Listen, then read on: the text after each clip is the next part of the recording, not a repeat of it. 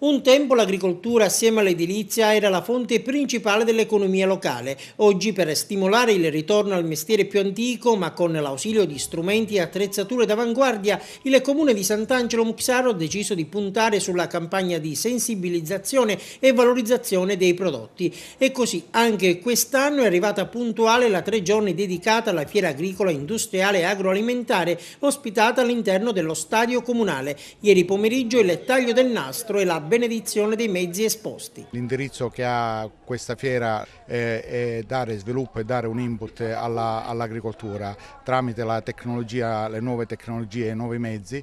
In una terra povera come la nostra vogliamo dare uno sviluppo e vogliamo dare una spinta principalmente allo sviluppo della frutta secca, del pistacchio e del mandorlo, che sono prodotti di grande valore, che hanno una differenza molto qualitativamente superiore agli altri prodotti che vengono importati.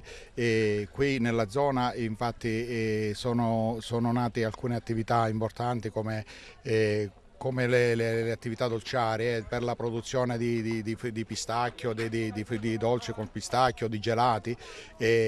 Su questo noi contiamo e questo è quello che vogliamo fare. Tra le novità di questa seconda edizione un seminario sulla frutta secca nell'Agrigentino, una giornata informativa. È stato un convegno, direi un convegno, non tanto un seminario, mi dovete credere, perché la presenza di tanti relatori dell'università, il rappresentante dell'Università di Catania e di Palermo, nonché tutti i responsabili delle SOAT dell'Agrigentino, nonché il rappresentante della Promas, associazione di settore, ma la presenza soprattutto di tanti cittadini volenterosi a voler sentire, volenterosi a sentire, e non solo, ma ad intervenire nel dibattito. È stato veramente bellissimo, direi, ed è stato e sarà sicuramente proficuo per l'agricoltura del nostro centro agrigentino.